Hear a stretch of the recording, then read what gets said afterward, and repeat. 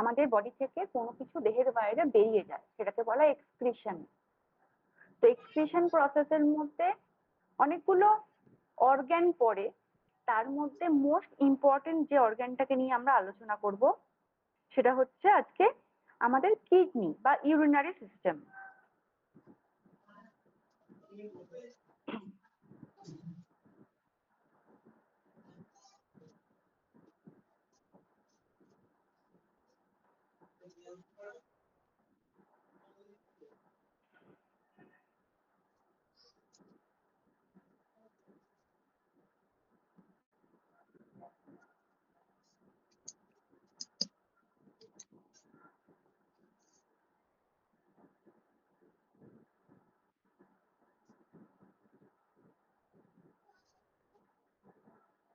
কারোর মনে হয় ভয়েসটা অন করা আছে, একটু অফ করে দেবেন।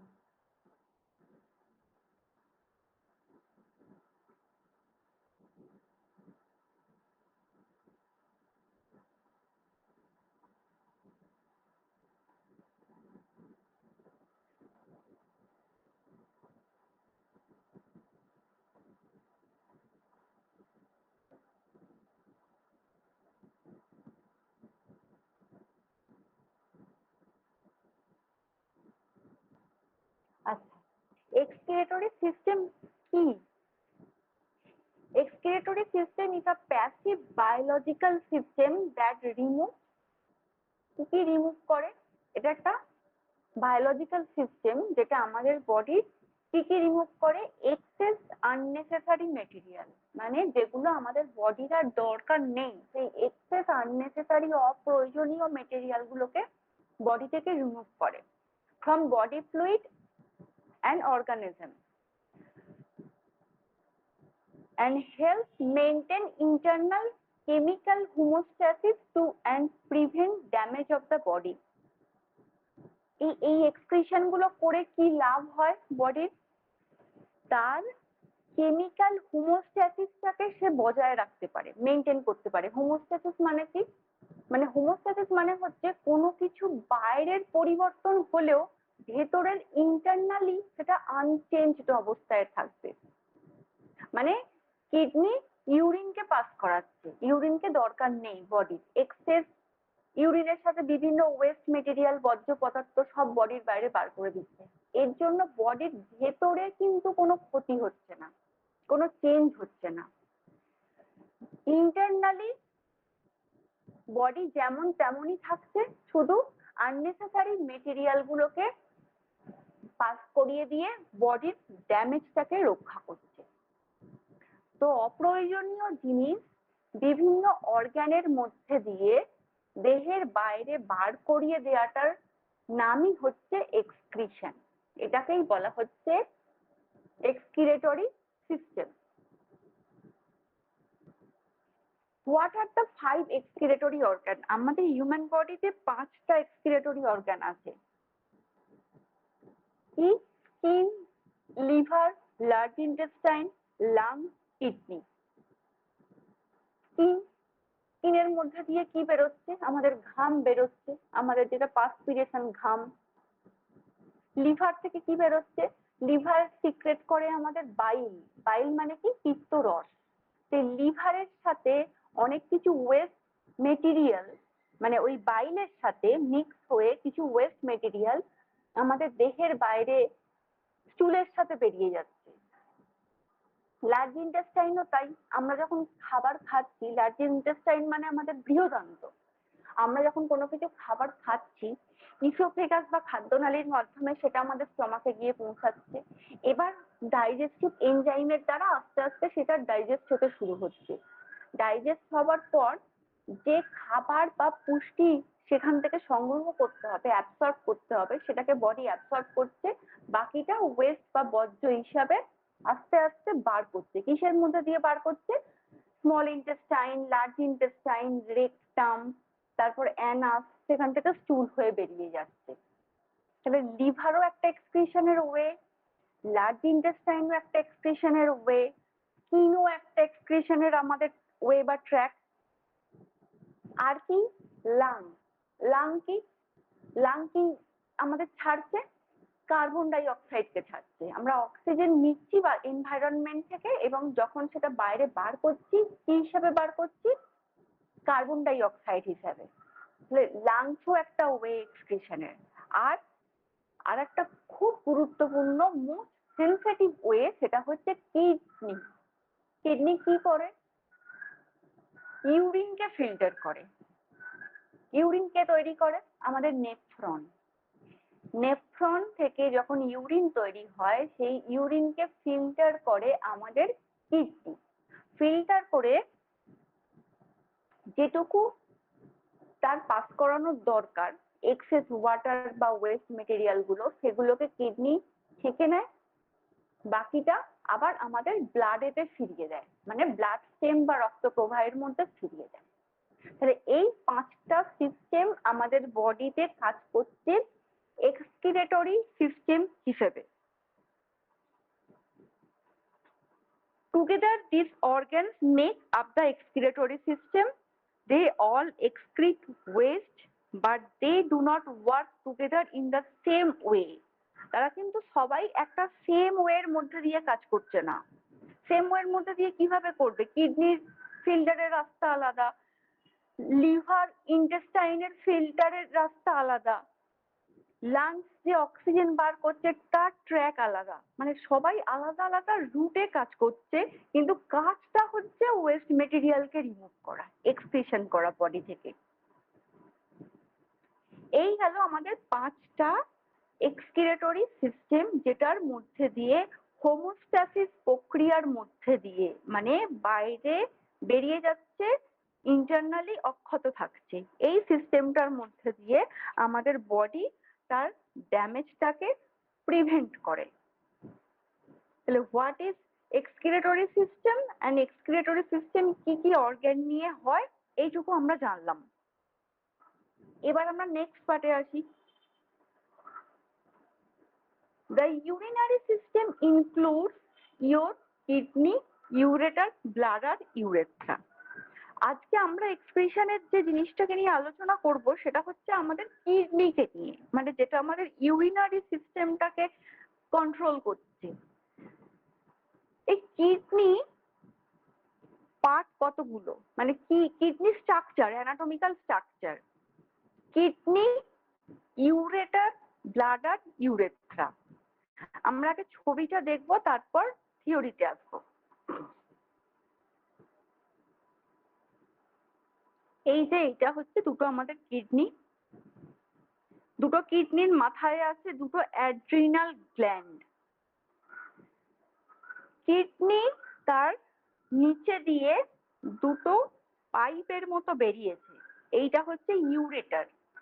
ইউরেটারের বাংলা হচ্ছে গোবিনী, মানে যেখান থেকে ইউরিনটা ফিল্টার হয়ে এই গোবিনী লাইক যে পাইপের মতো দেখতে স্ট্রাকচারটা, এটার মধ্যে দিয়ে নামবে।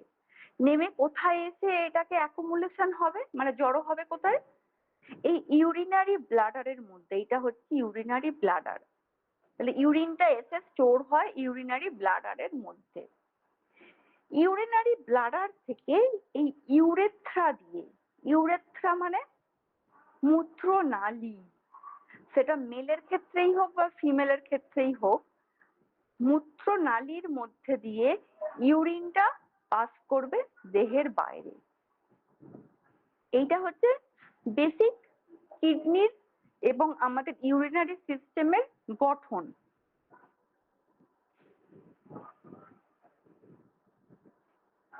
কিডনি কটা থাকছে? আমাদের দুটো থাকছে, একটা রাইট কিডনি, একটা লেফট কিডনি। এবার থিওরিটা আমরা একটু বুঝি। তাহলে গঠন কি হচ্ছে? Kidney, ureter, bladder, urethra. Kidney, two kidneys, right and left, দু সাইডে দুটো আছে। টু ইউরেটার, ইউরেটার মানে গোবিনী, দুটো ডাক্ট বা নালী, that collects your kidney to your bladder, যেটা কিডনি থেকে ব্লাডারে ইউরিনকে বয়ে নিয়ে আসছে, সেটা হচ্ছে ইউরেটার। এরপর হচ্ছে ব্লাডার, একটাই থাকে, ইউরিনারি ব্লাডার, যেখানে ইউরিনটা স্টোর হচ্ছে। An organ that holds your P, P মানে হচ্ছে ইউরিন, ইউরিনকে মেডিকেল টার্মে বলা হয় পি। লিখে রাখুন, নোট করে রাখুন। কারণ আমরা যখন কোনো ইউএসজি রিপোর্ট দেখব বা এনি কাইন্ড অফ কোনো রিপোর্ট দেখব, সেখানে পি মানে হচ্ছে ইউরিন। ওখানে কিন্তু এই টার্মগুলো, মেডিকেল টার্মগুলোই লেখা থাকে রিপোর্টে। পি মানে হচ্ছে urine. The urethra, a tube connected to your bladder that allows pee to leave your body. তাহলে ইউরেথ্রা একটা ওপেনিং বা ছিদ্র, যেটাকে আমরা বাংলায় বলবো মূত্রনালী। এটা ওই ব্লাডার থেকে ইউরিনকে আমাদের দেহের বাইরে বার করবে। তাহলে এই চারটে কিডনি, ইউরেটার, ব্লাডার, ইউরেথ্রা, এই চারটেকে নিয়ে আমাদের ইউরিনারি সিস্টেম কাজ করছে।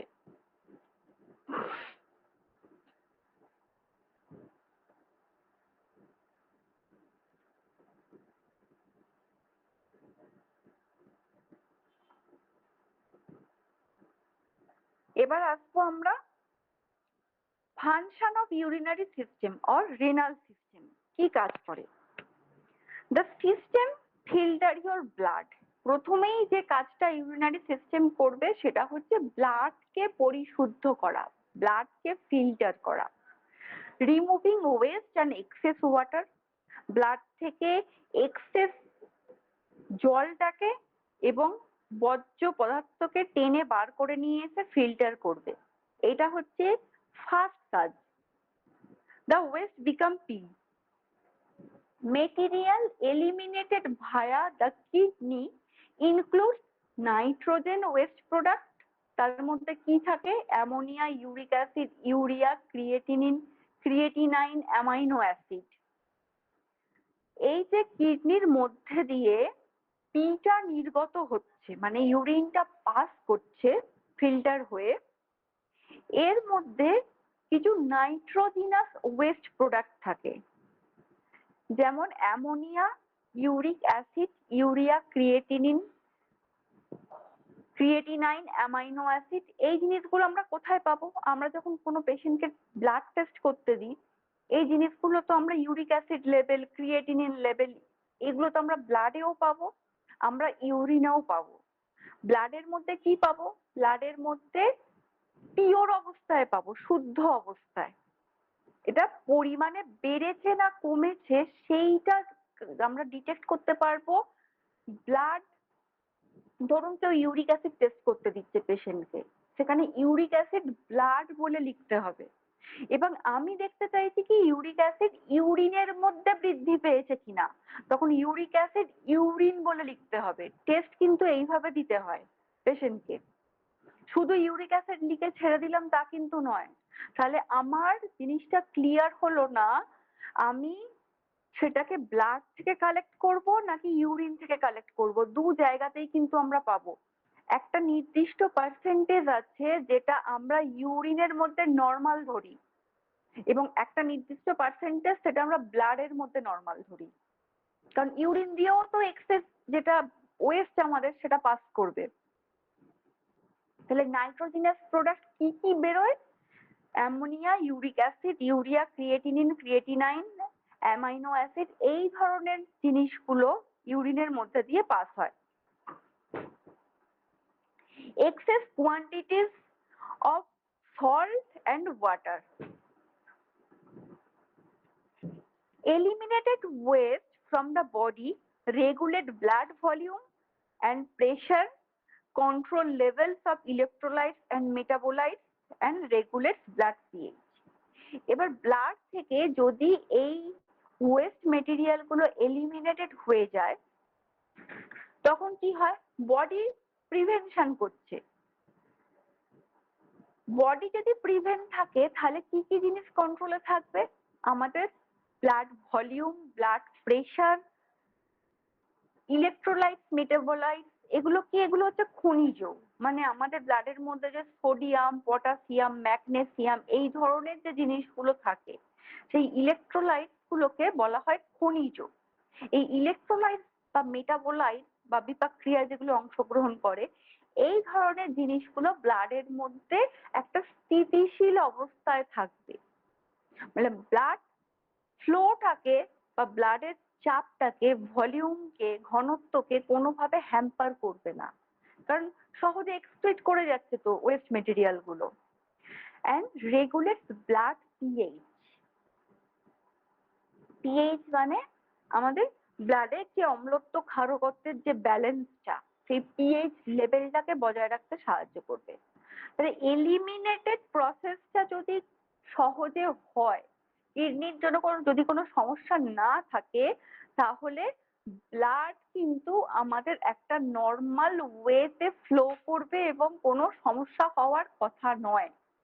তার মানে কিডনির সমস্যা হলে কিন্তু ব্লাডেরও সমস্যা হবে, এইটুকু এখান থেকে বোঝা যাচ্ছে। কিডনি যদি প্রপার ফিল্টার করতে না পারে, চাপটা গিয়ে পড়বে আমাদের ব্লাডের ওপর।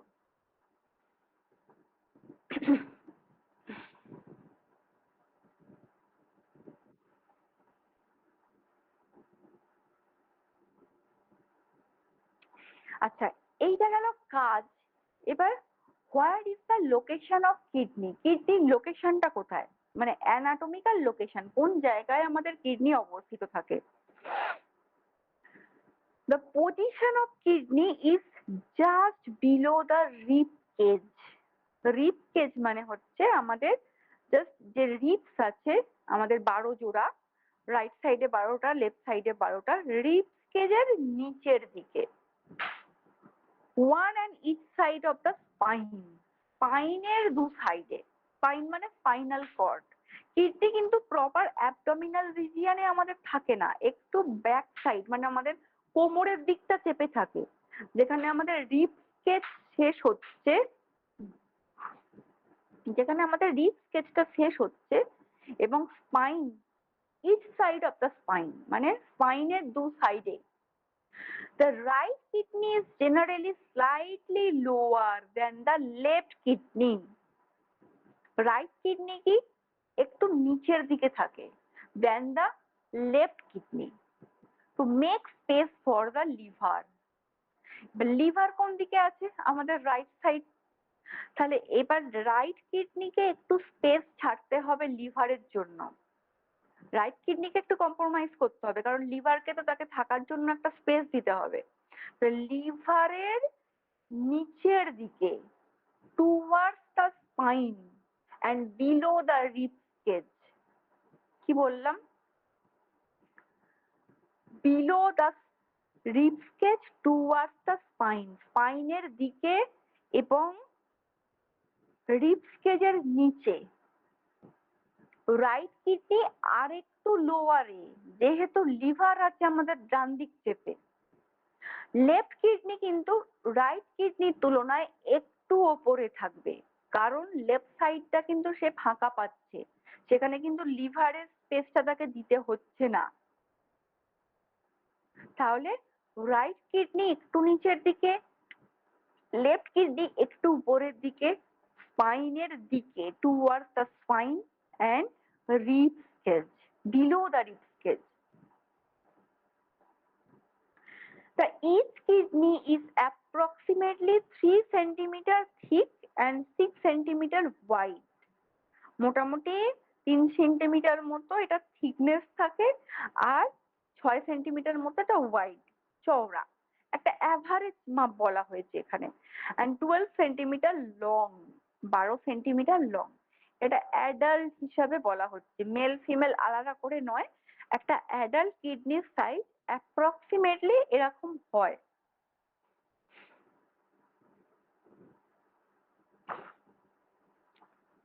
Normally located between the transverse process T12 and L3 vertebra. এখানে লোকেশনটা আরো স্পেসিফিক ভাবে বোঝানো হচ্ছে। কোথায়? আমরা ভার্টিব্রা পড়েছি, আমাদের একদম সার্ভাইকাল থেকে আপ টু কক্সিজিয়াল পর্যন্ত আমাদের ভার্টিব্রা পড়েছি আমরা 33টা, 33। এবার তার মধ্যে T12 মানে থোরাসিক 12 থেকে L3 মানে লাম্বার 3, এই পজিশনটাকে কিডনির পজিশন হিসাবে ধরা হয়। Within the left kidney typically somewhat more superior in the position of the right. এইটা মাথায় রাখতে হবে, লেফট একটু উপরের দিকে, রাইট একটু নিচের দিকে। রাইটের স্পেসিফিক স্পেস হচ্ছে থোরাসিক 12 থেকে লাম্বার 3 ভার্টিব্রার মধ্যে যে গ্যাপটা থাকে, ওই মানে থোরাসিক 12 থেকে লাম্বার 3 এর মধ্যে যে লম্বা একটা যদি লাইন টানি, তাহলে ওই যে একটা গ্যাপিং তৈরি হবে, ওই গ্যাপিংটার মধ্যে আমাদের রাইট কিডনির অ্যানাটমিক্যাল পজিশন। তাহলে একটা পেশেন্ট এসে চেম্বারে বলছে যে ডাক্তারবাবু আমার এই জায়গাটা ব্যথা করছে, পেন হচ্ছে, ওটা কিডনি রিজিয়ান কিনা সবার প্রথমে আমাদের ডিটেক্ট করতে হবে। সে স্পাইনের দিকে দেখাবে এবং এইটা নিজেদেরকে ডিটেক্ট করতে হবে পজিশনটা এক্সাক্ট সে কি দেখাচ্ছে, সেটা কিডনি রিজিয়ান কিনা। তারপর আমরা চিন্তা করতে পারি যেটা রেনাল স্টোনের কেস হতে পারে কিনা, আমরা ইউএসজি করতে দেবো কিনা, তার স্টোন ডিটেকশন ধরা পড়বে কিনা। আগে লোকেশনটা ডিটেক্ট করতে হবে। প্রপার লোকেশন বুঝতে যদি আমরা না পারি, তাহলে কিন্তু রোগকে আমরা ডায়াগনোসিস করতে পারবো না, ধরতেই পারবো না লোকেশনটা কি ছিল। তবে তো আমাদের মাথায় স্ট্রাইক করবেন যে না এটা কিডনি রিজিয়ন, তাহলে এখানে কোনো রেনাল সমস্যা হতে পারে।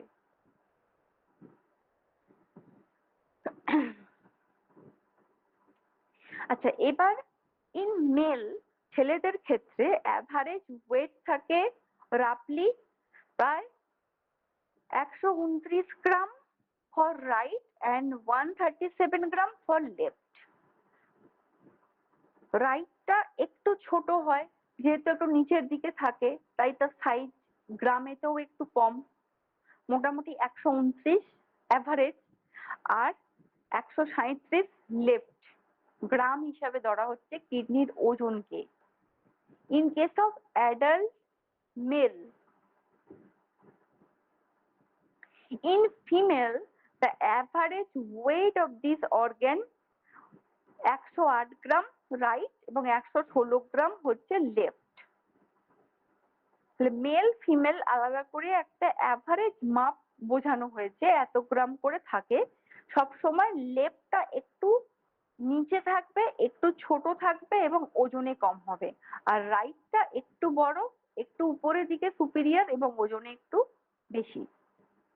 মেলের ক্ষেত্রে একটু সাইজে বড় এবং ওজনে বেশি, ফিমেলের ক্ষেত্রে একটু সাইজে ছোট এবং ওজনে কম।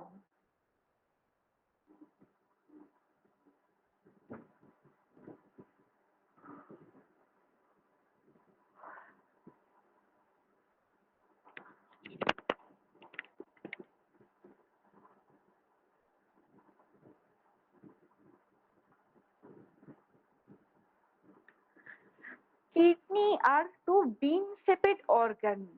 বিন শেপেড অর্গান মানে এই রকম দেখতে, ঠিক শিমের দানাকে যদি আমরা মাঝখান দিয়ে আধা আধি করি, মানে আধখানা করি, তাহলে ঠিক যে ধরনের দেখতে একটা শিমের দানা, সেই টাইপের দেখতে, ওটাকে বলা হয় বিন শেপেড। এখানে কি দেখানো হচ্ছে, কিছু ভেন, কিছু আর্টারি, এই যে এইখানটা হচ্ছে, এটা তো দুটো কিডনি, তা মাথায় দুটো ইয়েলো রঙের যেটা দেখানো আছে, এই দুটো হচ্ছে অ্যাড্রিনাল গ্ল্যান্ড, কিডনির মাথায় থাকে। এখান থেকে কিছু হরমোন বেরোয় এই অ্যাড্রিনাল গ্ল্যান্ড থেকে, সেই অ্যাড্রিনাল গ্ল্যান্ডের হরমোন গুলোকে স্টিমুলেট করে আবার আমাদের পিটিউটারি গ্ল্যান্ড। এবার এই হচ্ছে এই ব্লু রঙের যেটা দেখানো আছে, এটা হচ্ছে ইনফিরিয়ার ভেনা কেভা। ইনফিরিয়ার ভেনা কেভা মানে কি, আমাদের বডি থেকে, বডির লোয়ার পোর্শন থেকে CO2 যুক্ত রক্তকে হার্টের রাইট অ্যাট্রিয়াম বা ডান অলিন্দে নিয়ে আসছে ইনফিরিয়ার ভেনা কেভা। কোথা থেকে?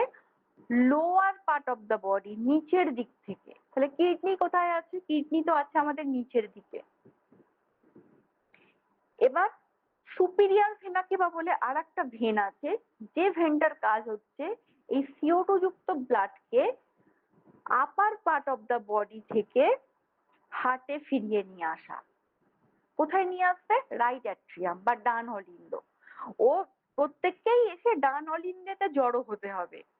Inferior vena cava lower part of the body থেকে নিয়ে আসবে এবং সুপিরিয়ার ভেনা কেভা উপর থেকে নিয়ে আসবে, নিয়ে এসে আমাদের হার্টে জড়ো করবে এবং হার্ট থেকে সেটা লাংসে যাবে, গিয়ে সেটা O2 যুক্ত হবে, আবার আমাদের অ্যাওটা বা আর্চ অফ অ্যাওটা যেটা হার্টের মেন মহাধমনী সেটার মধ্যে দিয়ে সারা শরীরে ছড়িয়ে পড়বে।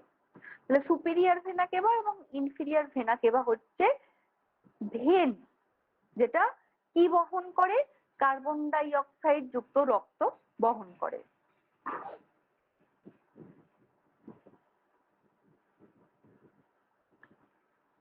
এবার হার্ট থেকে রক্ত, অক্সিজেন যুক্ত রক্ত ছড়িয়ে পড়লো আমাদের বডিতে মহাধমনী থেকে। মহাধমনীর কিছু ব্রাঞ্চ আর্টারি আছে, যে আর্টারিগুলো, আর্টারি মানে ধমনী, ধমনী অক্সিজেন যুক্ত রক্ত বহন করে। এবার এই মহাধমনী থেকে ব্রাঞ্চ আর্টারি এই O2 যুক্ত ব্লাডকে শরীরের বিভিন্ন অর্গ্যানেতে, টিস্যুতে ছড়িয়ে দেবে।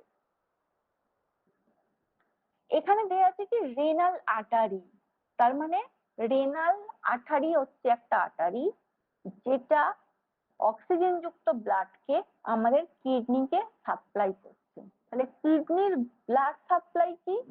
রেনাল আর্টারির মধ্যে দিয়ে কিডনির মধ্যে ঢুকছে O2 যুক্ত রক্ত through renal artery. Renal artery কোথা থেকে নিয়ে আসছে? মহাধমনী থেকে বেরোনো এক একটা আর্টারির ব্রাঞ্চ থেকে কালেক্ট করছে O2 যুক্ত রক্তকে, নিয়ে আমাদের কিডনিকে দিল।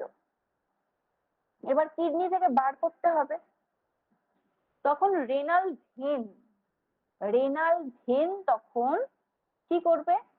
কিডনি থেকে আমাদের কার্বন ডাই অক্সাইড যুক্ত রক্তকে বার করবে, কারণ আর্টারি সবসময় O2 যুক্ত রক্ত বহন করে এবং ভেন CO2 যুক্ত রক্ত বহন করে। এর এক্সেপশন আছে, ব্যতিক্রম, সেটা আমরা হার্টে পড়বো। এখন আমরা এটা জানবো যে আর্টারি অক্সিজেন যুক্ত, vein CO2 carbon dioxide যুক্ত। বেরোলো, সেখান থেকে কে কালেক্ট করবে? সেখান থেকে কালেক্ট করবে এই যে ব্লু রঙের ইনফিরিয়ার ভেনা কেভা। রেনাল ভেন থেকে O2 যুক্ত ব্লাডকে কালেক্ট করে নিল, কালেক্ট করে নিয়ে আমাদের হার্টে পৌঁছে দিল। এইটা হচ্ছে কিডনির ব্লাড সাপ্লাই। আর বাকি পার্টস গুলো তো আমরা অলরেডি দেখলাম, এই যে কিডনি বিন শেপেড অর্গান, তারপর ইউরেটার পাইপের মতো দু সাইড দিয়ে গেছে, next bladder and urethral opening বা মূত্রনালী।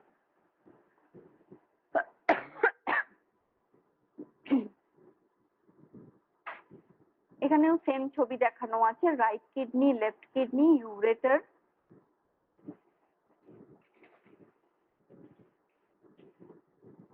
Bladder, urethra.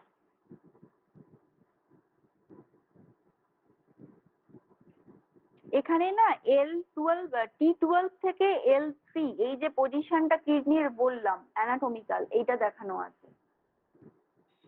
এই যে T12 থোরাসিক 12 থেকে, থোরাসিক 12 ভার্টিব্রাল পজিশন থেকে শুরু হচ্ছে এবং শেষ হচ্ছে গিয়ে L3 যেখানে শেষ হচ্ছে লাম্বার 3 এই জায়গায়, রাইট, লেফটটা একটু উপরের দিকে,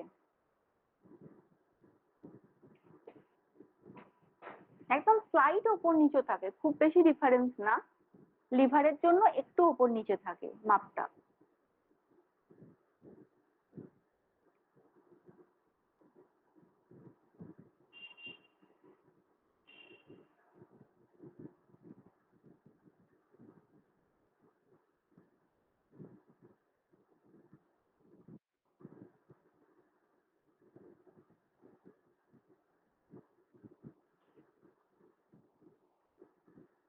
আচ্ছা, এবার আসবো আমরা function of kidney. Specifically kidney আমাদের কি কাজ করে?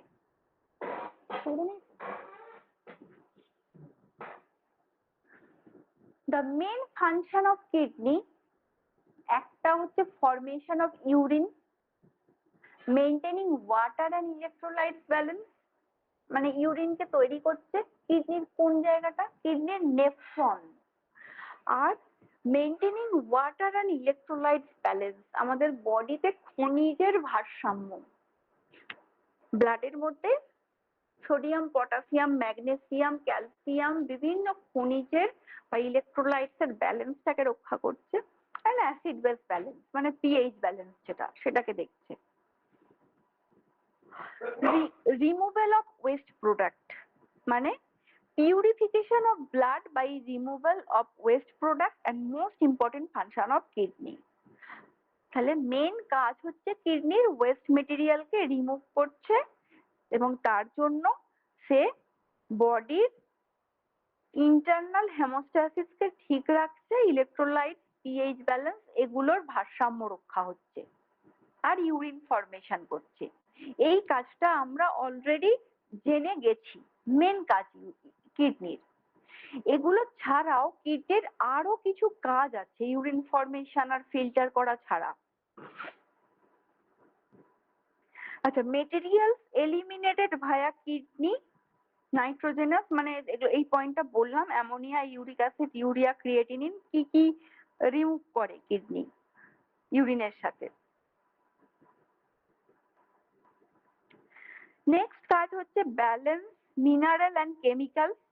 The kidney plays another important role regulating minerals like sodium, potassium, hydrogen, calcium, phosphorus, magnesium, bicarbonate, normal composition of the body fluid মানে ব্লাডের মধ্যে ফ্লুইডকে একদম সচল রাখে এগুলোকে মেনটেন করে। তাহলে মিনারেলস অ্যান্ড কেমিক্যাল এটার ব্যালেন্স করলো ইলেকট্রোলাইটস এর। নেক্সট এগুলো ছাড়া কিডনির যে মেন কাজ আরো কিছু আছে, তার মধ্যে ওয়ান অফ দ্য ইম্পর্টেন্ট কাজ হচ্ছে কন্ট্রোল অফ ব্লাড প্রেশার, রক্তচাপ নিয়ন্ত্রণ করে। তাহলে রক্তচাপ কিভাবে নিয়ন্ত্রণ করবে kidney? The kidney produces different hormone. এই যে কিডনির অ্যাড্রিনাল গ্ল্যান্ড দেখালাম, অ্যাড্রিনাল গ্ল্যান্ড কিছু হরমোন প্রডিউস করে, এই যে হলুদ রঙের মাথায়।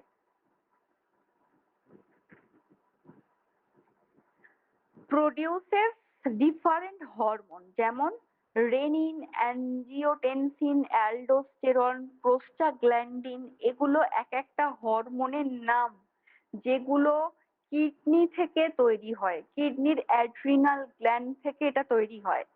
কি কি নামগুলো? Renin, angiotensin, aldosterone, prostaglandin. এই ধরনের কিছু ইনজেকশনও হয়, যারা প্র্যাকটিসের সাথে আছেন জানবেন। Which help regulate water and salt in the body, যেটা আমাদের বডির ওয়াটার এবং সল্টকে রেগুলেট করে। আমাদের ব্লাড প্রেশার স্থিতিশীল অবস্থায় তখনই থাকবে যখন ওয়াটার এবং সল্টের ব্যালেন্সটা ঠিক থাকবে। এক্সেস সল্ট যদি আমাদের ব্লাডের মধ্যে চলে যায় তখন কি হবে? আমাদের ব্লাড প্রেশার হাই হয়ে যাবে। তাহলে এই হরমোনগুলো কি করে? Which plays vital role in the maintenance of good blood pressure control. এই হরমোনগুলো মানে রেনিন, অ্যাঞ্জিওটেনসিন, অ্যালডোস্টেরন, প্রোস্টাগ্ল্যান্ডিন এই জাতীয় হরমোনগুলো ব্লাডের মধ্যে ওয়াটার এবং সল্টের ভারসাম্য বজায় রাখে। তার জন্য ব্লাড প্রেশার আমাদের কন্ট্রোলের মধ্যে থাকে। এবার দেখা গেল কারোর কিডনির সমস্যা আছে, সিকেডি পেশেন্ট যারা, ক্রনিক কিডনি ডিজিজ, সেক্ষেত্রে দেখা যায় তাদের কিন্তু ব্লাড প্রেশার অনেকটা হাই থাকে। কেন হাই থাকে? কারণ ওয়াটার এবং সল্টের ব্যালেন্স তারা রক্ষা করতে পারছে না, কারণ কিডনি খারাপ।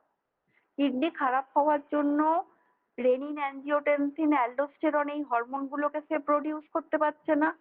এগুলো যদি সে প্রডিউস করতে না পারে তাহলে তো তার ওয়াটার সল্টের ব্যালেন্স ঠিক থাকছে না ব্লাডেতে, তাহলে তার ব্লাড প্রেশার কিন্তু তার প্রবলেমেটিক হয়ে যাচ্ছে। এবার এই যে হরমোন গুলো কিডনি তৈরি করছে, এগুলোর কন্ট্রোল কে করে? কন্ট্রোল করে আমাদের ব্রেনের হাইপোথ্যালামাসের পিটিউটারি গ্ল্যান্ড। পিটিউটারি গ্ল্যান্ডকে বলা হয় মাস্টার গ্ল্যান্ড, কারণ মোটামুটি 90% হরমোন সিক্রেট হয় আমাদের পিটিউটারি থেকে, এবং এই পিটিউটারি গ্ল্যান্ড থেকে সিক্রেট হওয়া হরমোন গুলো আমাদের বডির বিভিন্ন পার্টসের হরমোনকে কন্ট্রোল করে। কিডনি থেকে যেমন হরমোন বেরোচ্ছে, আমাদের ওভারি থেকে হরমোন বেরোচ্ছে ফিমেলের ক্ষেত্রে, মেলের ক্ষেত্রে টেস্টিস থেকে হরমোন বেরোচ্ছে, তাহলে বিভিন্ন জায়গার অর্গ্যান থেকে যে হরমোনগুলো সিক্রেট হয়, এগুলোর কন্ট্রোলার হচ্ছে আমাদের হাইপোথ্যালামাসের পিটিউটারি গ্ল্যান্ড থেকে নিঃসৃত স্পেসিফিক কিছু হরমোন। তার মানে পিটিউটারির ডিস্টারবেন্স থাকলেও কিন্তু আমাদের ব্লাড প্রেশারের সমস্যা হতে পারে। পরোক্ষভাবে কিন্তু আমাদের ব্লাড প্রেশার জড়িয়ে যাচ্ছে আমাদের পিটিউটারি গ্ল্যান্ডের সাথে। তার মানে কানেকশনটা কোথা থেকে বুঝতে পারছেন? কারণ ব্লাড প্রেশারের সমস্যাটা কি থেকে আসতে পারে? কিডনি খারাপ থাকলে আসতে পারে, আবার পিটিউটারি গ্ল্যান্ডের ডিস্টারবেন্স থাকলেও তার ব্লাড প্রেশারের সমস্যা আসতে পারে। শুধু যে খাওয়া দাওয়া কন্ট্রোলে রাখলাম আমার ব্লাড প্রেশার নর্মাল থাকলো তা না, হরমোনাল চেঞ্জেস থেকেও তার ব্লাড প্রেশার হাই হয়ে যেতে পারে। কানেকশনটা পুরোটাই এইভাবে। আচ্ছা, কন্ট্রোল ব্লাড প্রেশার একটা নেক্সট কাজ হচ্ছে red blood cell production. Red blood cell production মানে আরবিসি। আমাদের 3 ধরনের ব্লাড সেল আছে, আরবিসি আছে, লোহিত রক্তকণিকা, শ্বেত রক্তকণিকা, প্লেটলেট। তাহলে রেড ব্লাড সেল মানে হচ্ছে আরবিসি বা এরিথ্রোসাইট। আরবিসির মেডিকেল নাম হচ্ছে এরিথ্রোসাইট। এই এরিথ্রোসাইট ফরমেশন হয় এরিথ্রোপয়েটিন একটা হরমোন তাতে হেল্প করে। নর্মালি ব্লাড সেল আমাদের কোথা থেকে তৈরি হয়? বোন ম্যারো থেকে। এছাড়াও কিডনি একটা হরমোন তৈরি করে, প্রডিউস করে, যেটার নাম হচ্ছে এরিথ্রোপয়েটিন। সেই erythropoietin hormone produces in the kidney. It plays an important role in the production of red blood cell মানে আরবিসি। তাহলে আরবিসি প্রোডাকশনের জন্য একটা important hormone erythropoietin which is produced from kidney. During kidney failure, production of erythropoietin is decreased. এবার কারোর kidney খারাপ, kidney failure হয়েছে, CKD patient, কি হবে তার? আরবিসি প্রোডাকশন তার কমে যাবে, কারণ কিডনি এরিথ্রোপয়েটিন প্রডিউস করতে পারছে না, তার প্রোডাকশন কমে গেল। Which turn leads decrease production of RBC resulting low haemoglobin, anaemia. তাহলে আরবিসি প্রোডাকশন যদি কমে যায় আমাদের বডিতে, কি হবে? হিমোগ্লোবিন পার্সেন্টেজ নেমে যাবে। কি তৈরি হবে তখন বডিতে? অ্যানিমিয়া তৈরি হবে। একটা পেশেন্টের অ্যানিমিয়া পেশেন্ট, তাকে ব্লাড দেওয়া হচ্ছে, মানে মেডিসিন দিয়ে তার হিমোগ্লোবিন উঠছে না, তাকে ব্লাড ট্রান্সফিউশন করা হচ্ছে, কিছুদিন থাকছে নর্মাল, আবার নেমে যাচ্ছে তার হিমোগ্লোবিন। আমরা অনেক কিছু ডিজিজের কথা মাথায় আনতে পারি, কিছু প্যাথোলজিক্যাল চেঞ্জ হয়েছে যার জন্য তার হিমোগ্লোবিন বারবার ফল করছে। তার মধ্যে ওয়ান অফ দ্য ইম্পর্টেন্ট আর একটা প্যাথোলজিক্যাল চেঞ্জ আমরা মাথায় একদম গেঁথে নেবো, সেটা হচ্ছে কি কিডনি ফেলিওর হতে পারে এই পেশেন্টের। তাহলে ব্লাড প্রেশারকে কন্ট্রোল করছে কিডনি, রেড ব্লাড সেল বা আরবিসির প্রোডাকশন বাড়াচ্ছে কিডনি, তার জন্য হিমোগ্লোবিন লেভেল নেমে গিয়ে অ্যানিমিয়া পর্যন্ত হতে পারে পেশেন্টের। তাহলে অ্যানিমিয়ার একটা কজ কিন্তু কিডনি ফেলিওর। তাহলে কিডনির কতগুলো ইম্পর্টেন্ট কাজ আমাদের, শুধু ফিল্টার করে দিচ্ছে ইউরিনকে তা নয়, বাকি এই কাজগুলো কিন্তু কিডনি ডাইরেক্টলি রিলেটেড এর সাথে। টু মেনটেন, 3 নম্বর কাজ হচ্ছে আরো to maintain healthy bones. Healthy bones এর জন্য kidney responsible. Kidney convert vitamin D into active form, which is essential for the absorption of calcium from food. Calcium আমাদের বডিকে দিলেই হলো না, ক্যালসিয়ামকে অ্যাবসর্ব করাতে হবে। বডি যদি ক্যালসিয়াম দেবার পরও সেটাকে অ্যাবসর্ব করাতে না পারে তাহলে ক্যালসিয়াম খেয়ে কোনো লাভ হবে না।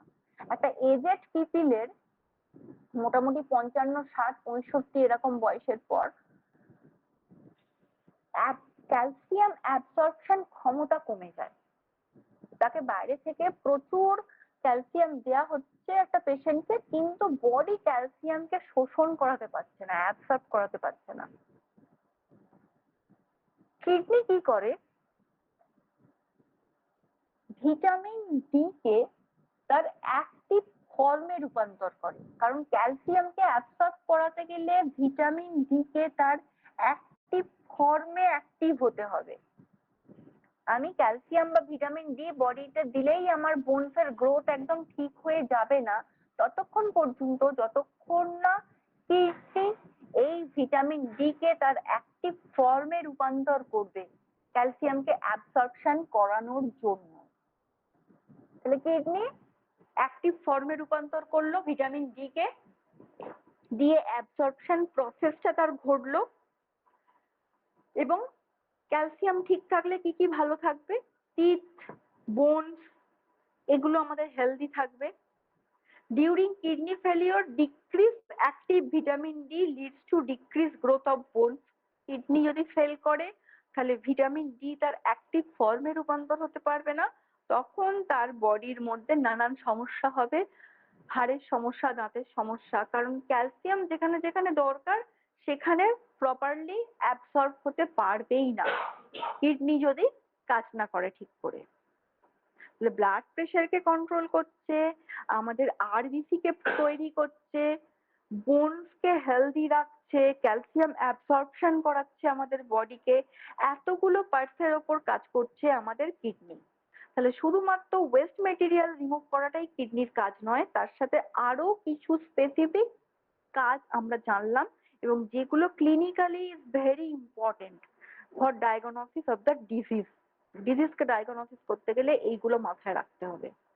কিডনি ফেলিওর একটা ইম্পর্টেন্ট কজ প্রেশারের জন্য, ব্লাড প্রেশারের জন্য, এবং আমাদের বোনসের গ্রোথ না হওয়ার জন্য, এবং তার সাথে অ্যানিমিয়ার জন্য।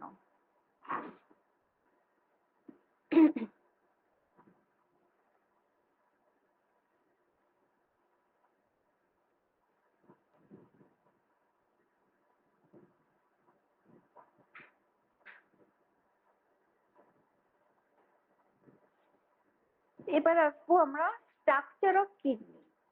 কিডনির গঠন আমরা অ্যানাটমিক্যাল পজিশন জেনেছি, ফাংশন জেনেছি, এক্সক্রিটরি সিস্টেম তার পার্টস গুলো জেনেছি।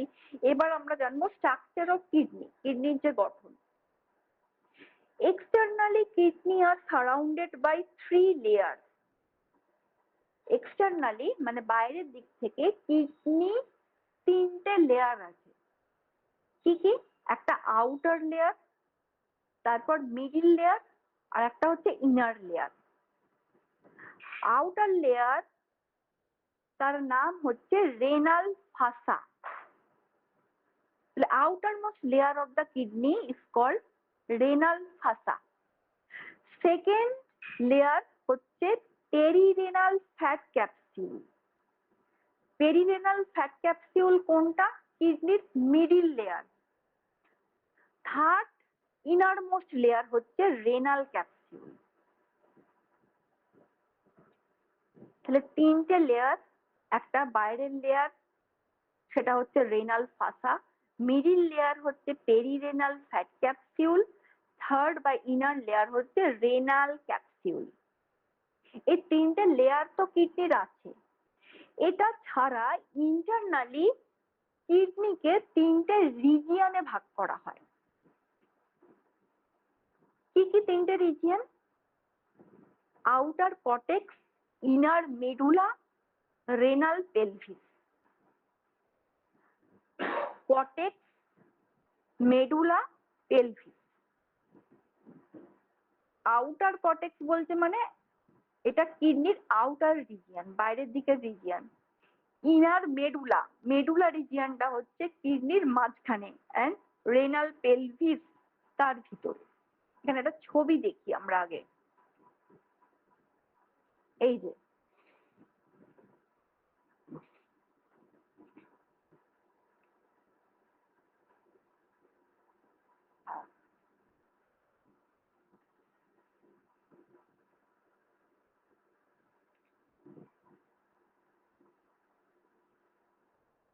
এই যে কর্টেক্স বলে লেখা আছে কিডনির,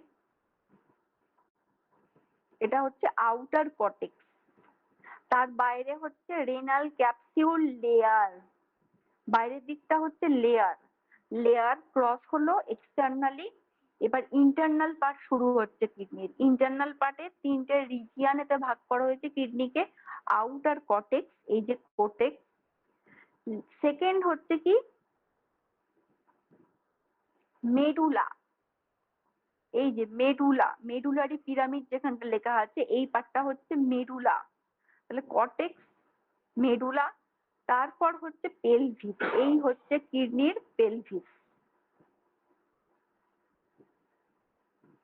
তিনটে পার্ট, কর্টেক্স, মেডুলা, পেলভিস। আর কি ভাগ আছে এটার দেখা যাক।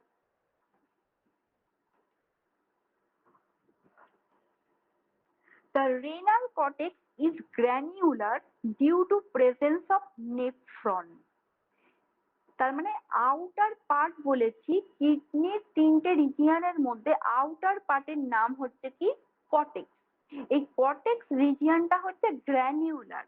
গ্র্যানিউলার মানে দানা দানা। কেন granular? Due to presence of nephron. নেফ্রনের উপস্থিতির জন্য এই আউটার কর্টেক্স পার্টটা গ্র্যানিউলার হয়। নেফ্রন কি? যেখান থেকে আমাদের মূত্রটা বা ইউরিনটা উৎপাদন হচ্ছে, কিসের মধ্যে দিয়ে? কিডনির নেফ্রন পার্টের মধ্যে দিয়ে। সেই নেফ্রন পার্টটা কোথায় অবস্থিত থাকে? কিডনির আউটার রিজিয়নের আউটার কর্টেক্স পার্টেতে নেফ্রন থাকে আমাদের, সেই জন্য ওটা গ্র্যানিউলার।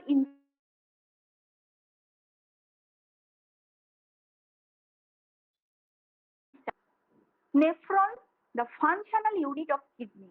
নেফ্রনকে কি বলা হয়?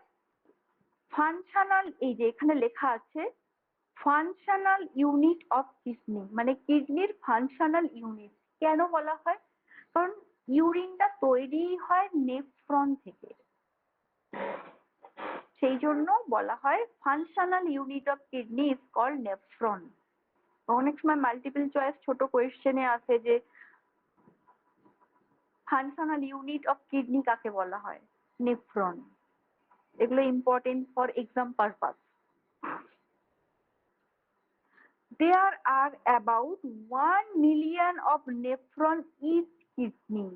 এক একটা কিডনিতে প্রায় 1 মিলিয়ন নেফ্রন থাকে। 1 মিলিয়ন মানে 10 লাখ।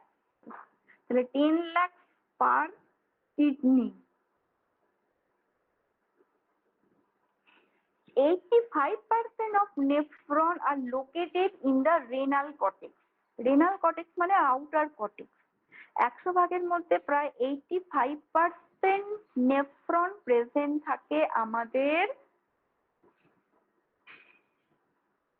রেনাল কর্টেক্স বা আউটার পার্টটার মধ্যে। এই যে আউটার পার্টটা দেখালাম কর্টেক্স পার্ট, এই কর্টেক্স পার্টের মধ্যে 85% প্রেজেন্ট থাকে আমাদের।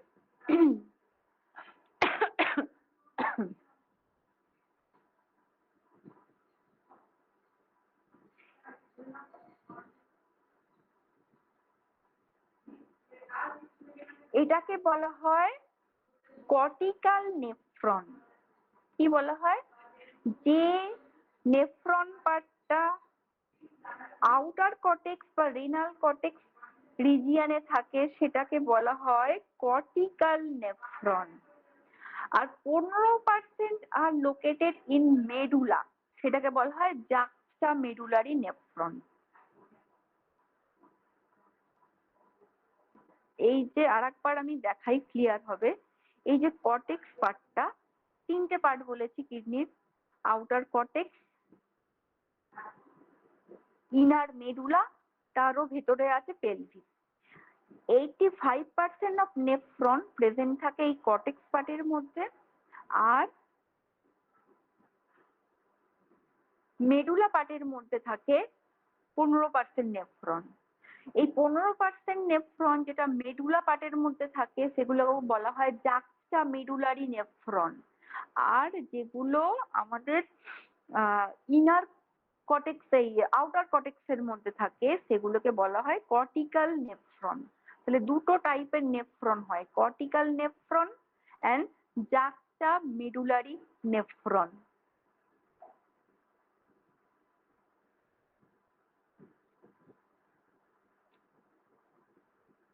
এবার তাহলে আমরা আউটার কর্টেক্স পার্টটা সম্পর্কে বুঝলাম। নেফ্রন 85% অফ নেফ্রন আউটার কর্টেক্সে আছে। এবার তার ভেতরে কি আছে? কর্টেক্সের পর কি বলেছি? Medulla. The medulla consists of multiple pyramidal tissue masses called renal pyramid. এই যে কর্টেক্সের পর নেফ্রন, আমাদের কিডনিটা ঠিক এইভাবেই তৈরি, মেডুলা পার্ট। সেই মেডুলা পার্টের মধ্যে এই যে ট্রাইঅ্যাঙ্গুলার শেপের ত্রিভুজের মতো আমরা যে দেখতে পাচ্ছি, এগুলোকে বলা হয় এক একটা পিরামিড। এবং মেডুলার রিজিয়নে এই পিরামিড গুলো অবস্থিত থাকে বলে এগুলোকে বলা হয় medullary pyramid.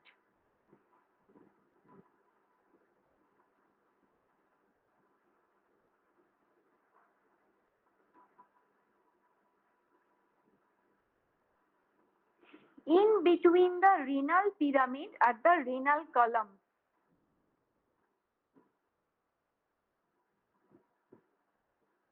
Medulla also contains minor calyx and major calyx.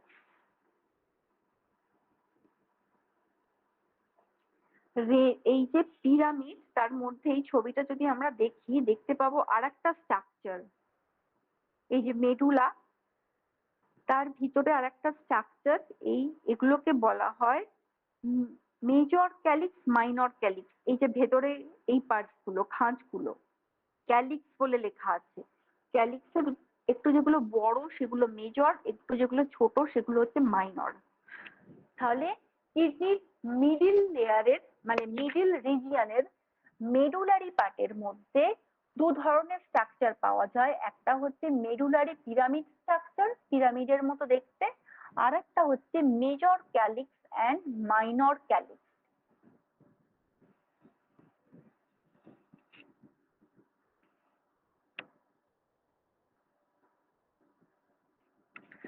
Urine যেভাবে আমাদের পাস করে, urine is form in the nephron. নেফ্রনের মধ্যে ইউরিন তৈরি হলো। It reaches the renal pelvis, renal পেলভিসে গেল, passing through the minor and major calyx, smooth muscle present in the wall of pelvis.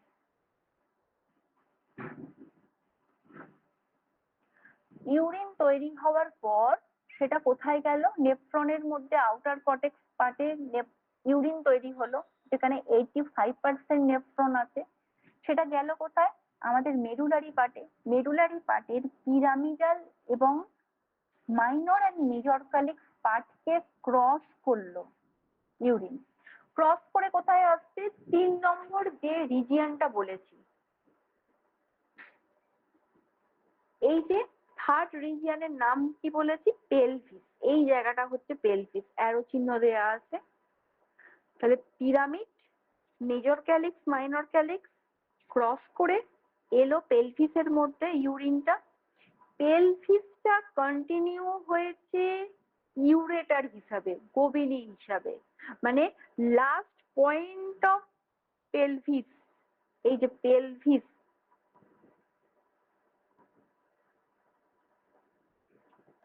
continuation ureter, pelvis is the continuation of ureter। পেলভিসটা গোবিনি বা ইউরেটারের সাথে যুক্ত, যেটা কন্টিনিউ হয়েছে ureter হিসাবে। এবার ureter মানে গোবিনি, গোবিনি কার সাথে কানেক্টেড? গোবিনী কানেক্টেড আমাদের ইউরিনারি ব্লাডারের সাথে।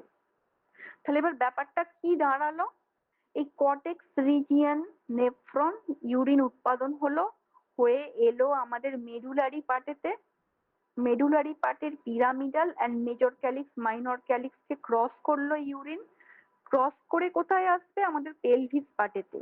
এইটা হচ্ছে অ্যারো দেয়া, এখানটা হচ্ছে পেলভিস পার্ট।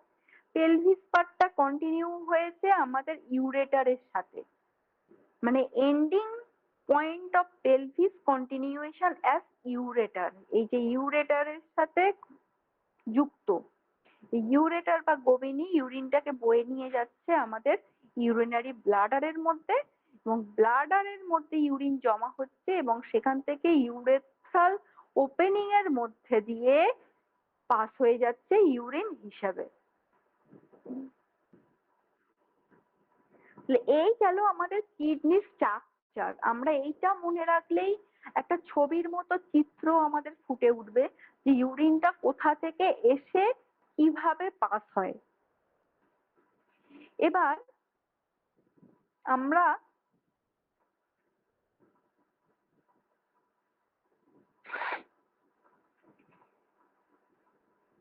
তাহলে ইউরিনের স্ট্রাকচারটা হয়ে গেল আমাদের। আর আমরা জানলাম নেফ্রন সম্পর্কে, যেটা ইউরিন উৎপাদন করছে, সেই জন্য ইউরিনকে বলা হচ্ছে, এই নেফ্রনকে বলা হচ্ছে ফাংশনাল ইউনিট আমাদের কিডনির। আর প্রত্যেক কিডনিতে প্রায় 1 মিলিয়ন মানে 10 লাখ করে নেফ্রন থাকে গড়ে, অ্যাভারেজ।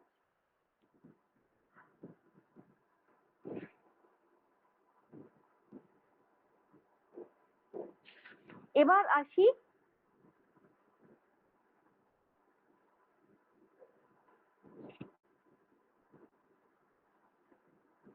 আমরা নেফ্রনের স্ট্রাকচার। এতক্ষণ তো আমরা কিডনির স্ট্রাকচার সম্পর্কে জানলাম। এই কিডনির রেনাল কর্টেক্স পার্টে আছে 85% নেফ্রন, আর মেডুলারি পার্টে আছে 15% নেফ্রন। তো নেফ্রনের স্ট্রাকচারটা সম্পর্কে আমাদের জানতে হবে, কারণ নেফ্রনই তো ইউরিনটা তৈরি করছে। নেফ্রনের স্ট্রাকচার কি? Renal corpuscle, renal tubule. নেফ্রনকে দুটো পার্টে ভাগ করা হয়েছে, কি? রেনাল কর্পাসাল আর রেনাল টিউবিউল। রেনাল কর্পাসাল দুটো ভাগে ভাগ, একটা হচ্ছে গ্লোমেরুলাস, একটা হচ্ছে বাউম্যান ক্যাপসুল। আমি দেখাচ্ছি জুম করে, একটু দেখুন ভালো করে। কি নেফ্রনের দুটো পার্ট, একটা হচ্ছে রেনাল কর্পাসাল, একটা হচ্ছে রেনাল টিউবিউল। রেনাল কর্পাসালের আবার দুটো ভাগ, একটা হচ্ছে গ্লোমেরুলাস, একটা হচ্ছে বাউম্যানস ক্যাপসুল।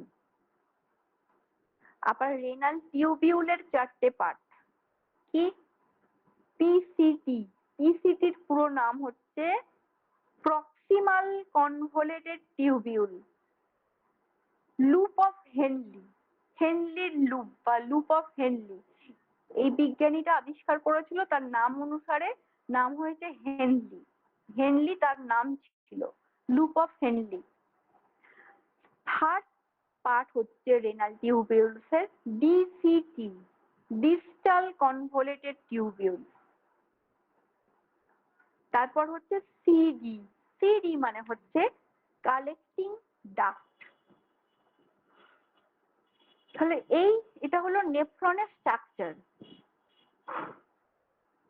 তাহলে রেনাল কর্পাসালের দুটো পার্ট বলেছি, গ্লোমেরুলাস আর বাউম্যানস ক্যাপসুল। এই হচ্ছে রেনাল কর্পাসাল, বাউম্যানস ক্যাপসুল,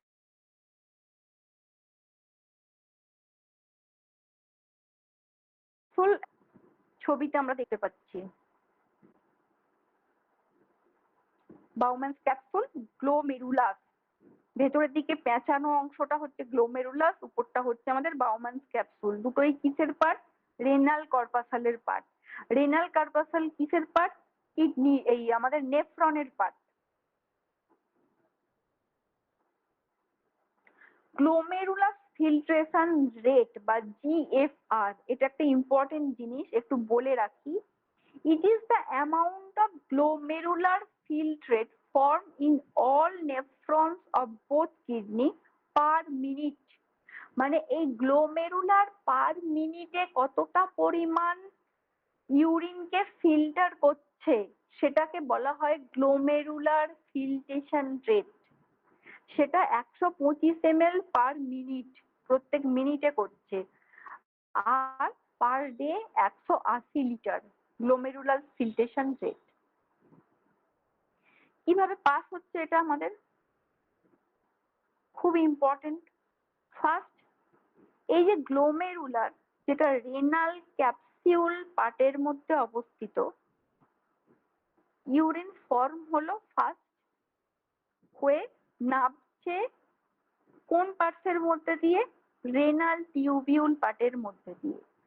রেনাল টিউবিউল পার্টের মধ্যে বলেছি 4টে পার্ট আছে, PCT, loop of Henley, ডিসিটি, CD.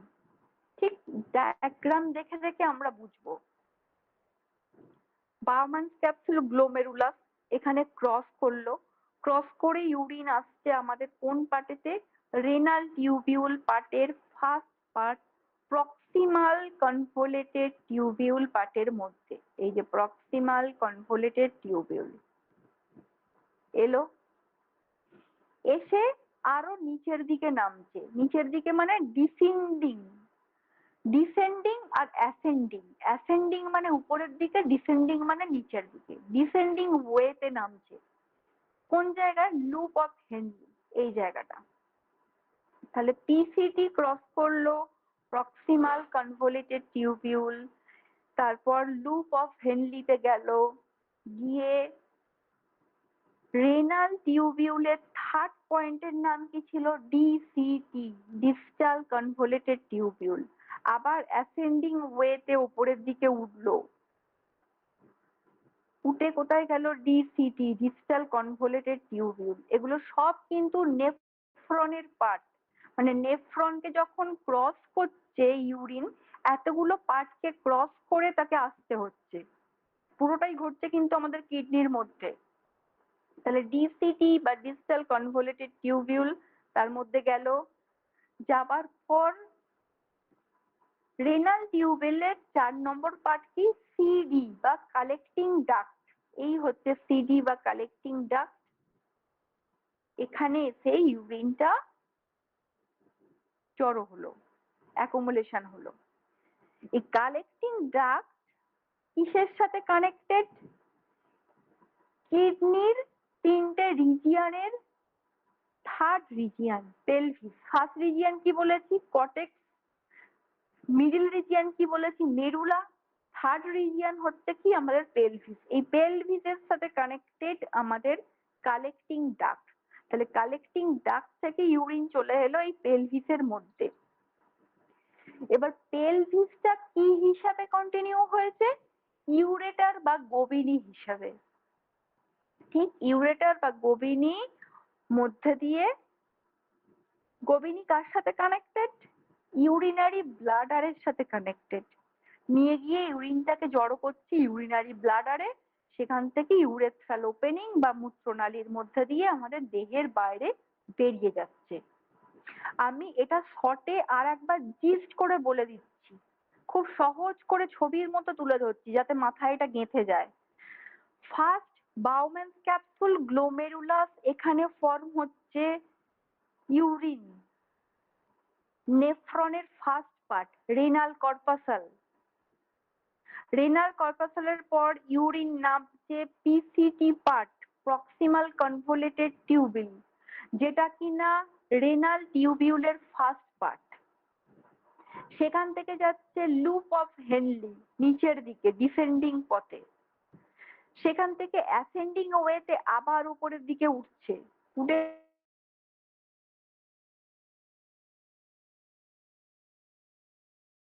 কোথায়? টিউবিউলসের থার্ড পার্ট ডিসিটি, এই যে লেখা আছে।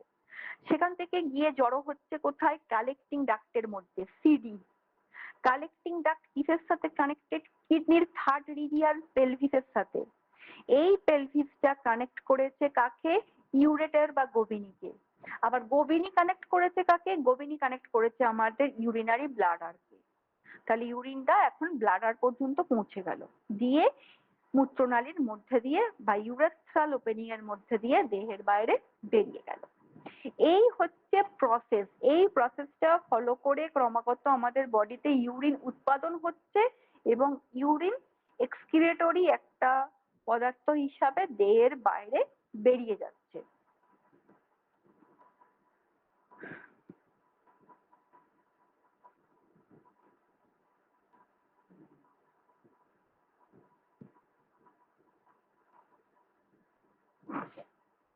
আচ্ছা, তাহলে আমাদের ইউরিন হয়ে গেল। ইউরিনের এবার আমার কিছু স্পেসিফিক পার্ট পড়বো।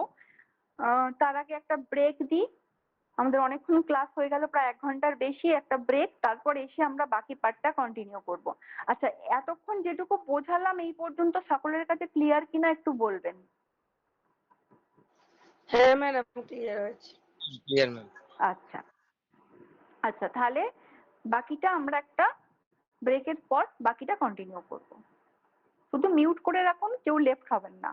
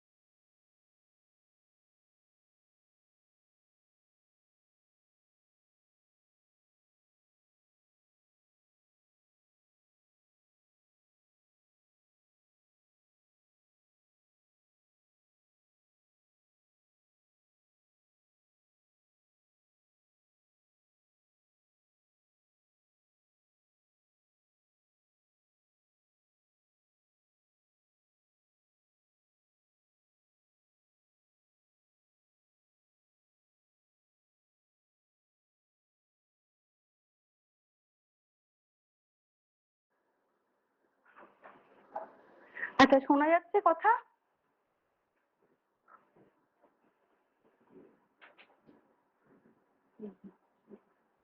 শোনা যাচ্ছে? হ্যাঁ। আচ্ছা আচ্ছা, ঠিক আছে। আমরা এবার নেক্সটটা কন্টিনিউ করি।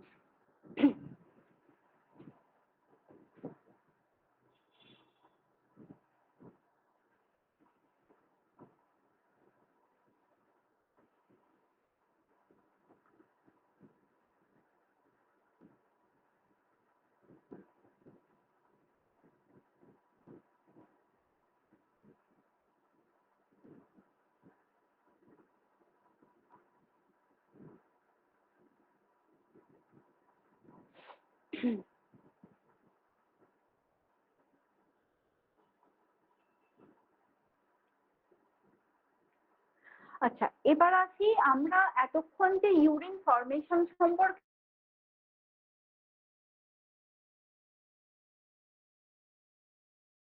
জানলাম, ঠিক ইউরিন সম্পর্কে আমরা ক্লিনিক্যাল কিছু বিষয় জানবো।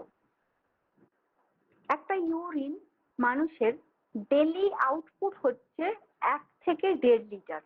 তাহলে ইউরিন আউটপুট হচ্ছে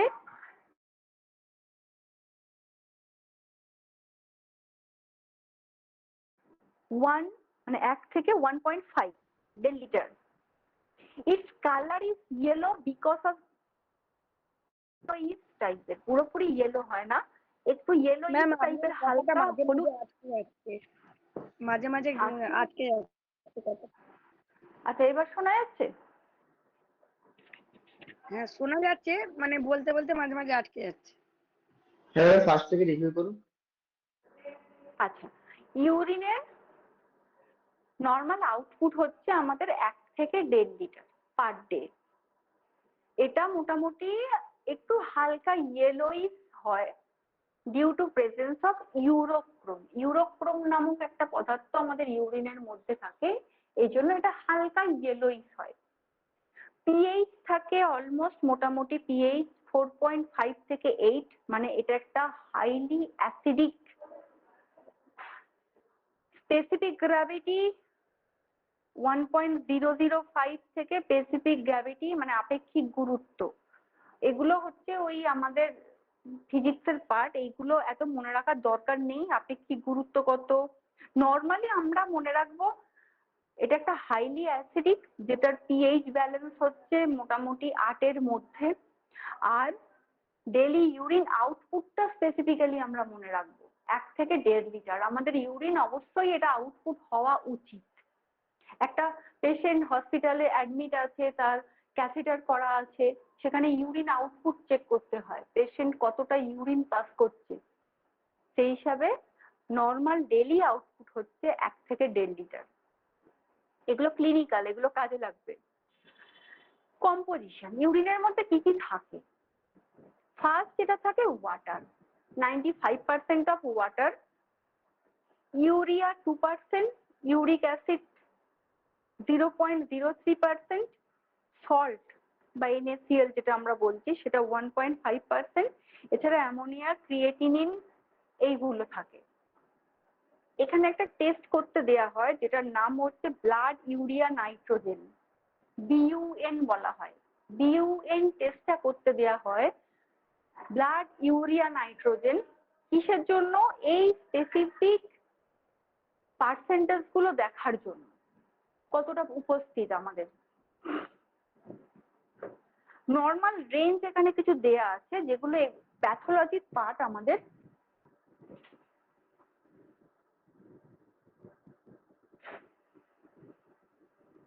মোটামুটি ক্রিয়েটিনিন লেভেল 0.9 থেকে 1.3, 0.7 থেকে 1.1 হচ্ছে আমাদের ফিমেলের ক্ষেত্রে, আর 0.9 থেকে 1.3 হচ্ছে আমাদের মেলের ক্ষেত্রে creatinine level.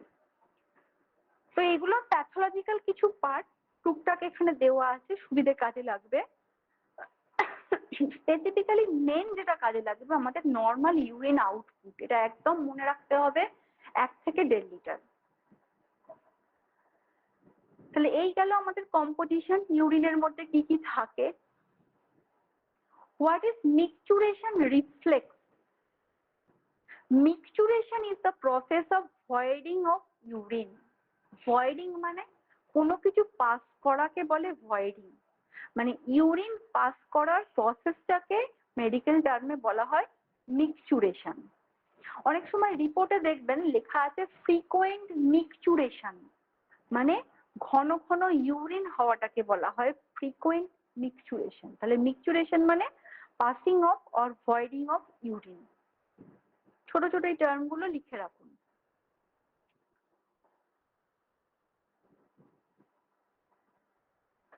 What is diuretics? Diuretics কি? Diuretics are the substances which increases the output of the urine, যেটা ইউরিনের আউটপুটকে বাড়িয়ে দেয়। দেখা গেল কারোর ইউরিন খুব কম পাস হচ্ছে, নর্মালের থেকে অনেকটা কম, তখন তাকে আর্টিফিশিয়ালি বাইরে থেকে ডাইউরেটিক্স জাতীয় কিছু মেডিসিন বা ইনজেকশন দেওয়া হয় তার ইউরিন আউটপুটকে বাড়ানোর জন্য। তাহলে যেটা ইউরিনের আউটপুটকে বাড়িয়ে দেয় সেগুলোকে আমরা বলবো ডাইউরেটিক্স। মিক্সচুরেশন কি, ডাইউরেটিক্স কি, দুটো টার্ম সম্পর্কে আমরা পরিচিত হলাম। তারপর হচ্ছে নর্মাল ভ্যালু, স্পেসিফিক গ্র্যাভিটি, এটা মনে রাখার দরকার নেই, এত প্রয়োজন পড়ে না। ইউরিন আউটপুট 1 থেকে 1.5 লিটার। গ্লোমেরুলার ফিল্ট্রেশন রেট বলেছি কি, যেটা নেফ্রনের একটা পার্ট গ্লোমেরুলার, সেটা পার মিনিটে কত পরিমাণ ইউরিনকে ফিল্টার করতে পারে সেটা হচ্ছে গ্লোমেরুলার ফিল্ট্রেশন রেট। সেটা হচ্ছে 125 ml per unit or 180 litre per day, day এর বেসিসে, আর এটা হচ্ছে মিনিটের বেসিসে। নর্মাল বডি টেম্পারেচার হচ্ছে 98.6 degree Fahrenheit.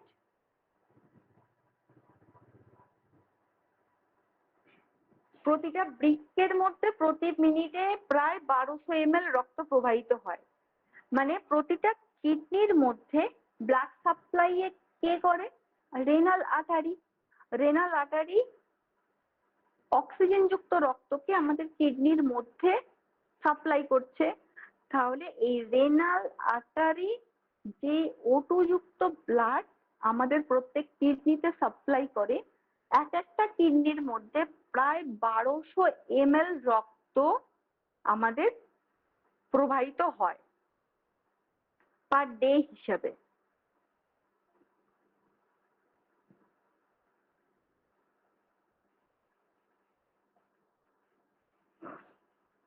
Renal threshold for glucose, what is, এই জিনিসটা রেনাল থ্রেশহোল্ড ব্যাপারটা কি? ইট ইজ দ্য কনসেন্ট্রেশন, মানে একটা ঘনত্ব বা গাঢ়ত্ব বলতে পারি। ইট is the concentration of glucose in the blood. আমাদের ব্লাডের মধ্যে গ্লুকোজের একটা ঘনত্ব বা গাঢ়ত্ব, কনসেন্ট্রেট হওয়া, which start appearing in the urine. যার বেশি হলে এটা ইউরিনের সাথে পাস হতে শুরু করবে।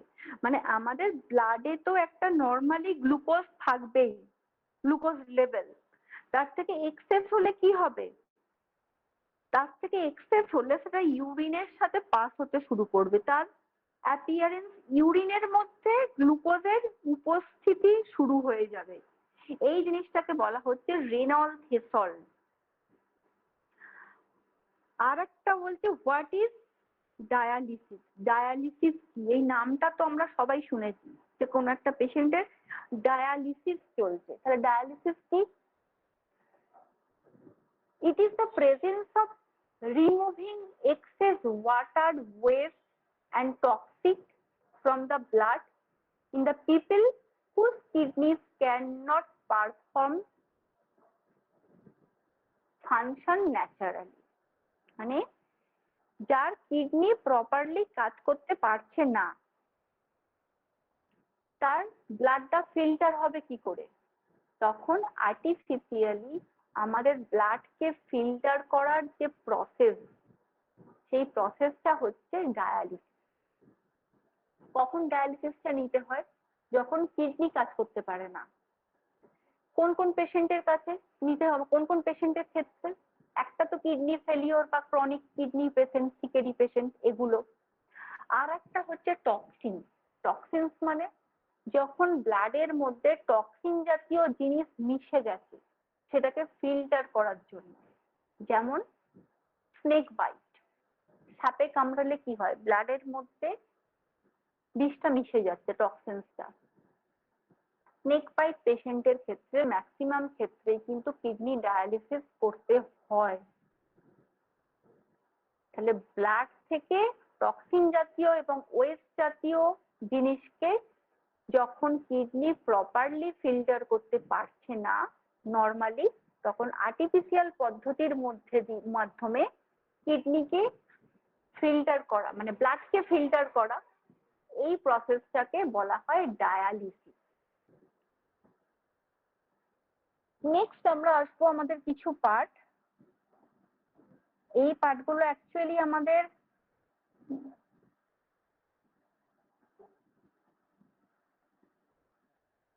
রিপোর্ট দেখার জন্য কাজে লাগবে, ক্লিনিক্যাল। এই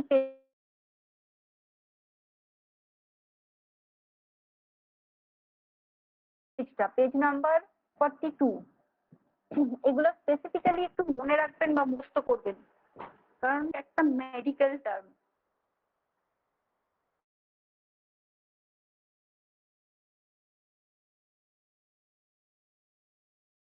পলিইউরিয়া, রিপোর্টে লেখা আছে পলিইউরিয়া। আমরা কি বুঝবো তখন?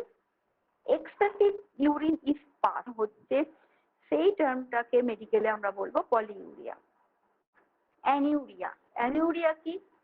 Failure of kidney to produce urine, যখন ইউরিন প্রোডাকশন হচ্ছেই না একদম, সেই টার্মটাকে মেডিকেলে বলা হয় অ্যানিউরিয়া।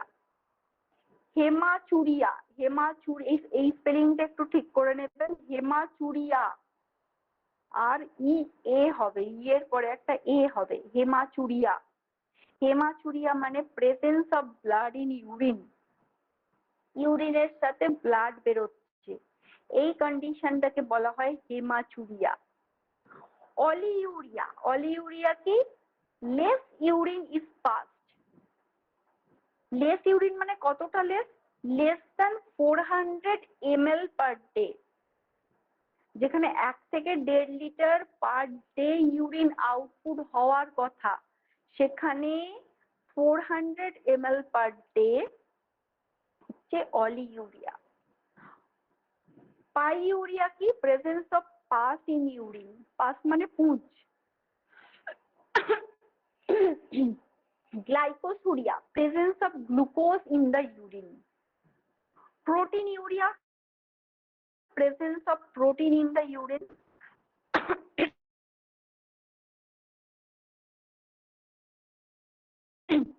প্রোটিনিউরিয়া ডিটেকশনের একটা প্রসেস বলে দিই আমি।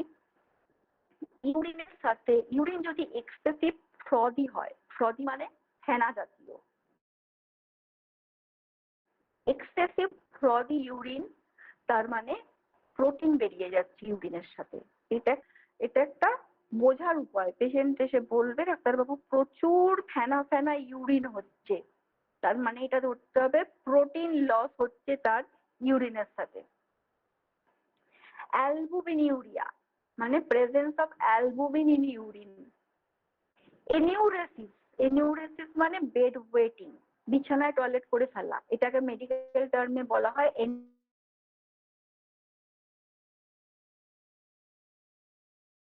এনিউরেসিস। ডাইউরেটিক, এনিউরেসিসটা তো বাচ্চাদের ক্ষেত্রে কমন, কিন্তু অ্যাডাল্টদের ক্ষেত্রে যদি এনিউরেসিস বা বেড ওয়েটিং ম্যাডাম হয় কখনো কেটে সেটা যাচ্ছে। নিশ্চয়ই কমন নয়। আপনার কথা কেটে যাচ্ছে? হ্যাঁ ম্যাডাম। আচ্ছা, এবার শোনা যাচ্ছে কথা?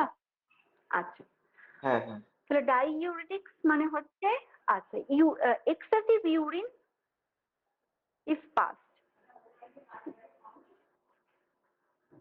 কিটোনিউরিয়া, কিটোনিউরিয়া মানে কিটোন বডি পাস হচ্ছে, ketone body pass with urine. Nocturia, nocturia মানে when you wake up more than 1 time each night to go to bathroom, মানে এক্সেসিভ ইউরিন পাস হয় রাত্রিবেলা, মোর দ্যান 1 টাইমস মানে প্রায় 3 থেকে 4 বার, 2 এরও বেশি দুইবার পর্যন্ত টয়লেট ওঠাটাকে রাত্রিবেলা তবুও আমরা কমন ধরতে পারি। একবারটা নর্মাল, দুইবারটা হলেও হতে পারে, তবে সেটা রেগুলার বেসিসে নয়। 4 থেকে 5 বার যদি এক্সেস কেউ রাত্রিবেলা টয়লেট যায় সেটা হচ্ছে নকটিউরিয়া মেডিকেল টার্মে। তাহলে এই টার্মগুলো আমরা একটু চেষ্টা করব মনে রাখার। এই টার্মগুলো কিন্তু রিপোর্টে ঘুরে ফিরে বারবার আসছে। আচ্ছা, characteristics of normal urine. Colour তো নর্মালি হালকা পেল ইয়েলো, হালকা একদম yellowish. Appearance, normal urine is clear without any deposit. Volume 1 থেকে 1000 থেকে 2000 ml per hour. Odor, it gives aromatic odors when it keeps from sometimes strong ammonia. ইউরিনের মধ্যে আমাদের কি প্রেজেন্ট থাকে? ইউরিনের যে ঝাঁঝালো গন্ধটা কেন আমরা পাই? কারণ ইউরিনের মধ্যে অ্যামোনিয়া থাকে। অ্যামোনিয়া হচ্ছে একটা ঝাঁঝালো জিনিস। আমরা কোল্ড স্টোরে গেলে এই অ্যামোনিয়া স্মেলটা পাই। যারা কোল্ড স্টোরে গেছেন তারা জানবেন একটা ঝাঁঝালো গন্ধ আসে। ওই গন্ধটা হচ্ছে অ্যামোনিয়ার স্মেল, যেটা আমাদের ইউরিনেতেও থাকে, যার জন্য ওই একই টাইপের স্মেল কিন্তু ওখান থেকে পাওয়া যায়। আর ইউরিন ইজ অ্যাসিডিক। কতটা অ্যাসিডিক? 4.6 থেকে 8 এর মধ্যে। স্পেসিফিক গ্র্যাভিটি এইটা থাকে, যেটা না মনে রাখলেও চলবে। আচ্ছা, তাহলে এই গেল ইউরিনের বেসিক জিনিস যেগুলো আমরা মনে রাখবো আমাদের প্র্যাকটিসের সুবিধার জন্য, কারণ এই টার্মগুলো বারবার আসবে, আমি আবারও বলছি।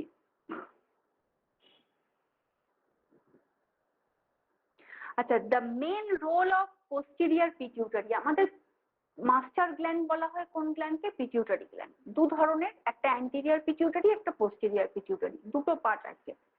Store and release two hormone, দুটো হরমোন বেরোয়। একটা হচ্ছে অক্সিটোসিন, যেটা ইউটেরাসের কন্ট্রাকশন রিল্যাক্সেশনে সাহায্য করে। অক্সিটোসিন হরমোনটা কখন? In case of normal delivery আর নর্মাল লেবার।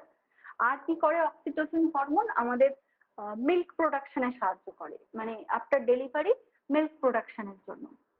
আর একটা অ্যান্টি ডাইউরেটিক হরমোন, যেটার নাম হচ্ছে ADH, anti diuretic hormone, ADH hormone. কোথা থেকে বেরোয়? Posterior pituitary. যেটার একটা গুরুত্বপূর্ণ ভূমিকা এডিএইচ হরমোনের আমাদের ইউরিনারি সিস্টেমের উপর, সেটাকে বলা হচ্ছে ফাংশন অফ এডিএইচ। মানে অ্যান্টি ডাইউরেটিক হরমোন আমাদের কিভাবে সাহায্য করে ইউরিনারি প্রোডাকশনে? Stimulates water retention in tubules of kidney. আমাদের কিডনির যে রেনাল টিউবিউলস পার্ট পড়লাম আমরা, নেফ্রনের দুটো পার্ট পড়লাম তো, রেনাল কর্পাসাল আর রেনাল টিউবিউল। সেই রেনাল টিউবিউলের, নেফ্রনের রেনাল টিউবিউল পার্টের মধ্যে কালেক্টিং ডাক্ট পোর্শনটাতে এডিএইচ হরমোন কি করে? ওয়াটার রিঅ্যাবসর্পশন করে। মানে জিনিসটা কেমন? কিডনি ফিল্টার করছে, ইউরিনকে ফর্মেশন করছে নেফ্রন। নেফ্রন কোথায় অবস্থিত? কিডনির মধ্যে অবস্থিত। কিডনির একটা পার্ট হচ্ছে কি আমাদের রেনাল টিউবিউল পার্ট, সেকেন্ড পার্টটা, নেফ্রনের সেকেন্ড পার্ট হচ্ছে রেনাল টিউবিউল পার্ট। এই রেনাল টিউবিউলের মধ্যে একটা পার্ট যেটার নাম ছিল সিডি, মানে কালেক্টিং ডাক্ট। সেই কালেক্টিং ডাক্টের মধ্যে এডিএইচ হরমোন, যেটা সিক্রেট হচ্ছে অ্যান্টেরিয়র পিটিউটারি থেকে, এই পোস্টেরিয়র পিটিউটারি থেকে, সেই হরমোনটা ডাইরেক্টলি এসে নেফ্রনের ওপর কাজ করছে, নেফ্রনের কালেক্টিং ডাক্টের মধ্যে। কিভাবে কাজটা করে? ওয়াটারের রিঅ্যাবসর্পশন হয়, মানে কিডনি যখন ফিল্টার করছে ওয়াটারটাকে রিঅ্যাবসর্ব করছে। একবার অ্যাবসর্ব হবার পরেও আবার সেটাকে সেকেন্ড টাইম অ্যাবসর্ব করাকে বলা হয় রিঅ্যাবসর্ব। রিঅ্যাবসর্পশন প্রসেসটা হচ্ছে আমাদের এই কালেক্টিং ডাক্টের মধ্যে। regulates and balance water in the blood. এই রিঅ্যাবসর্পশনটা করে কি লাভ হচ্ছে? যে এক্সেস পরিমাণ ওয়াটার আমাদের ইউরিনের সাথে বেরিয়ে যাবার কথা ছিল, সেই এক্সেস ওয়াটারটাকে রিঅ্যাবসর্ব করানোর জন্য ব্লাডে কিছুটা ওয়াটারকে ফিরিয়ে দিচ্ছে। মানে অতিরিক্ত ইউরিন পাস হওয়ার কথা, সেক্ষেত্রে এডিএইচ হরমোনটা কি করছে? ওয়াটারটাকে ডবল করে অ্যাবসর্ব করছে, যার জন্য ঠিক যেটুকু ইউরিন পাস হওয়া উচিত সেইটুকুই আমাদের পাস হচ্ছে। নাহলে প্রচুর জল আমাদের বেরিয়ে যেত। প্রচুর জল বেরিয়ে গেলে কি হতো? ব্লাডের মধ্যে আমাদের ফ্লুইডের অভাব ঘটতো। রক্ত আর কিডনি, কিডনি ফিল্টার করে ব্লাডকে দিচ্ছে, বাকিটা ব্লাডারে পাঠিয়ে দিচ্ছে। এবার যদি এই এডিএইচ হরমোনটার কোনো ভূমিকা না থাকতো, ম্যাক্সিমাম ওয়াটার বেরিয়ে যেত আমাদের বডি থেকে, তাহলে আমাদের কি শুরু হতো? আমাদের ডিহাইড্রেশন শুরু হয়ে যেত, জলের অভাব হয়ে যেত আমাদের বডিতে, ব্লাডের মধ্যে পর্যাপ্ত ফ্লুইড থাকতো না এবং ডিহাইড্রেশন চালু হয়ে যেত আমাদের বডিতে। তাহলে এডিএইচ হরমোনের কাজ হচ্ছে ওয়াটারকে রিঅ্যাবসর্ব করে জলের ভারসাম্যটাকে বজায় রাখা। এবার যদি এডিএইচ কারোর কম সিক্রেশন হয় কি হবে? এডিএইচ কম সিক্রেশন হলে তার ওয়াটারটা রিঅ্যাবসর্ব হতে পারবে না বডিতে। ওয়াটার যদি রিঅ্যাবসর্ব হতে না পারে তাহলে এক্সেস ইউরিন আমাদের পাস হবে। সেটার একটা রোগ যেটাকে বলা হয় ডায়াবেটিস ইনসিপিডাস। লিখে রাখুন, ডায়াবেটিস ইনসিপিডাস। কারণ কি? ডায়াবেটিস মেলাইটাস কিন্তু আলাদা। যখন ব্লাডের মধ্যে এক্সেস গ্লুকোজ লেভেল হচ্ছে, সেটা হচ্ছে আমাদের ইনসুলিন, সেটা হচ্ছে ডায়াবেটিস মেলাইটাস। ইনসুলিনের ঘাটতি হচ্ছে, গ্লুকোজ লেভেল হাই হয়ে যাচ্ছে, ডায়াবেটিস পেশেন্ট সেটা মেলাইটাস। আর ইনসিপিটাস সম্পূর্ণ একটা আলাদা রোগ, যেটা এডিএইচ হরমোনের ঘাটতির জন্য হয়। তাহলে একটা কাজ হলো এডিএইচ এর ওয়াটারকে রিঅ্যাবসর্ব করা, দিয়ে জলের ভারসাম্যকে বজায় রাখা বডিতে, রক্তের মধ্যে জলের ফ্লুইডের ভারসাম্য বজায় রাখা। আর একটা কাজ হচ্ছে এডিএইচ এর stimulate vasoconstriction, increases blood pressure, so ADH called vasopressin hormone. ADH এর আরেকটা নাম হচ্ছে ভ্যাসোপ্রেসিন হরমোন। কেন ভ্যাসোপ্রেসিন হরমোন? কারণ এডিএইচ হরমোনটা ভ্যাসোকনস্ট্রিকশন করায়। ভ্যাসোকনস্ট্রিকশন মানে কি? যে যে ট্র্যাকের মধ্যে দিয়ে আমাদের ব্লাড যায়, সেই রুট গুলোকে বলা হয় ভেসেলস। এই ভেসেলস এর কনস্ট্রিকশন ঘটায়, মানে সংকোচন। ভেসেলস এর কনস্ট্রিকশন ঘটালে কি হবে? রক্ত জোরে প্রবাহিত হতে পারবে না। তখন কি হবে? আমাদের রক্তচাপ বৃদ্ধি পাবে, ব্লাড প্রেশার বৃদ্ধি পাবে। এটা আমাদের কখন দরকার? নর্মালি কি ব্লাড প্রেশার বৃদ্ধি পেলে আমাদের ভালো হবে? হবে না। ব্লাড প্রেশার হাই হয়ে কোনো লাভ হবে না। তাহলে ভাসোকনস্ট্রিকশন প্রসেসটা এডিএইচ হরমোন তখনই করাবে যখন আমাদের বডিতে ডিহাইড্রেশন চলবে, মানে জলের ঘাটতি চলবে। ডিহাইড্রেশন হলে কি হয়? আমাদের ব্লাড প্রেশার লো হয়ে যায়। কারো ডায়রিয়া হয়েছে, লুজ মোশন হয়েছে, কি হবে? ব্লাড প্রেশার, তার বিপি ফল করে যাবে। তার মানে তার রক্তচাপ নেমে গেছে। আমরা তখন কি খেতে বলি? ওআরএস খেতে বলি, নুন চিনির জল খেতে বলি, এগুলো আমরা সাজেস্ট করি। তখন কি হয়? এই এডিএইচ হরমোনটা নর্মালি একটা হেল্প করে আমাদেরকে, রক্ত নালীর সংকোচন ঘটায়। যেই সংকোচন ঘটাবে তখন রক্ত সেখান দিয়ে জোরে প্রবাহিত হওয়ার চেষ্টা করবে, তখন আমাদের ব্লাড প্রেশার হাই এর দিকে উঠবে। রক্তচাপ যদি তখন একটু বৃদ্ধি পায় তাহলে আমাদের ডিহাইড্রেশন প্রসেসটা থেকে আমরা বেরোতে পারবো। মানে লো ব্লাড প্রেশার থেকে রক্তচাপটা বাড়িয়ে দিয়ে নর্মাল ব্লাড প্রেশারের দিকে আমাদের যাবে।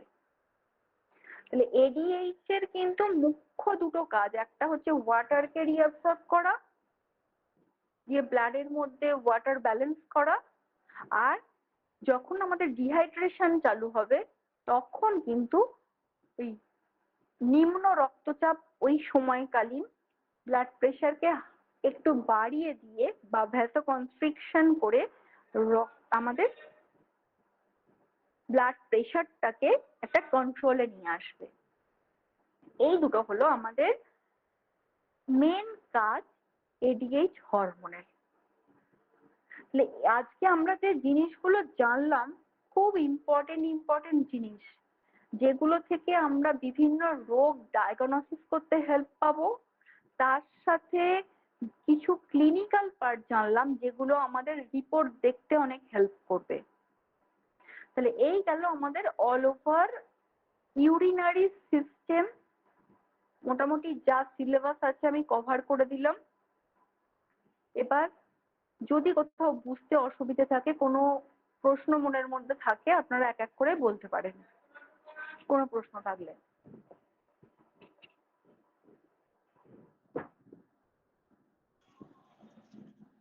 ম্যাম বলছি হেমাচুরিয়াটা কি কি কারণে হতে পারে?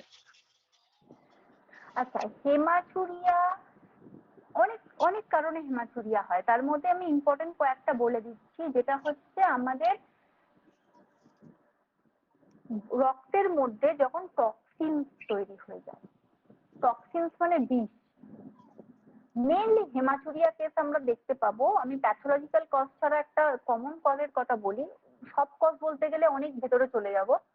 যদি কারো স্নেক বাইটের কেস হয়, স্নেক বাইটের কেসের ক্ষেত্রে আমরা কি পাবো, তার ব্লাডের মধ্যে টক্সিন মিশে গেছে। যদি বিষধর সাপ হয় তখন কি হয়, তাকে অ্যান্টিভেনাম দেওয়া হয় হসপিটাল, গভর্নমেন্ট হসপিটালে। অ্যান্টিভেনাম দিলে কি হয়, ব্লাডের মধ্যে টক্সিনসটা আস্তে আস্তে নষ্ট হতে থাকে। নষ্ট হলে তার কিডনির মধ্যে চাপটা গিয়ে পড়ে না। নাহলে ব্লাডটা যদি টক্সিন যুক্ত হয়, সেই ব্লাডকে যদি কিডনি ফিল্টার করতে যায় তখন কি হবে, কিডনির মধ্যে দিয়ে রক্তটাই পাস হবে, সে জলটাকে ছাঁকতে পারবে না, ওই ইউরিনের সাথে রক্তই বেরিয়ে যাবে, তখন কিডনিও খারাপ হবে, তার হেমাচুরিয়া প্রসেসটা চলবে। ঠিক আছে।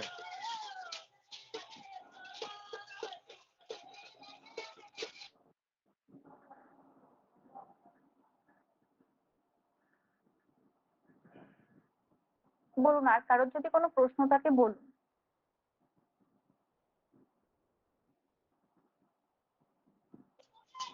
ইউরেথ্রাল র্যাপচার হলেও কি ম্যাম হতে পারে, ইউরিনের সঙ্গে ব্লাড যেতে পারে? ইউরেথ্রা যদি র্যাপচার হয় তাহলে যেতে পারে, র্যাপচার হলে হয় অনেক ক্ষেত্রে, ইউরিনের সাথে ব্লাড বেরোয়।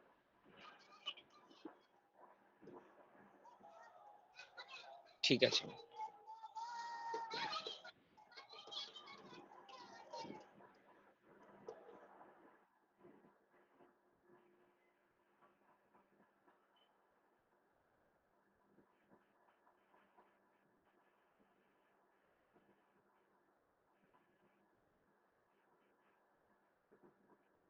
বলুন, যার প্রশ্ন নেই লেফট হয়ে যেতে পারেন, ক্লাস হয়ে গেছে, যার কোয়েশ্চেন আছে বলতে পারেন।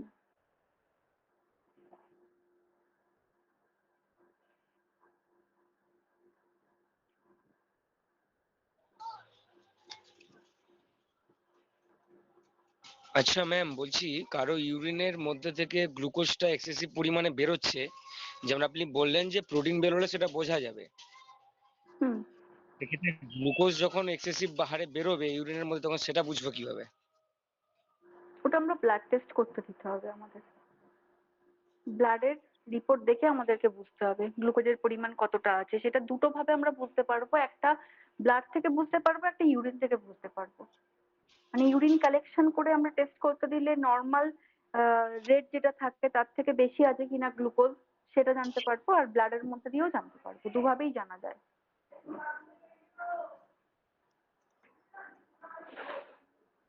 ঠিক আছে।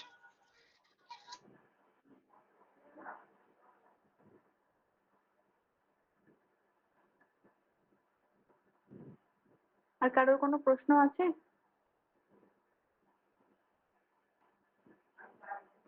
ঠিক আছে, তাহলে আজকে এই পর্যন্ত ক্লাস রইলো। সকলে ভালো থাকবেন, আবার নেক্সট উইক ক্লাস আমাদের। আজকে এখানেই শেষ করছি। ঠিক আছে ma'am. Okay. Thank you ma'am.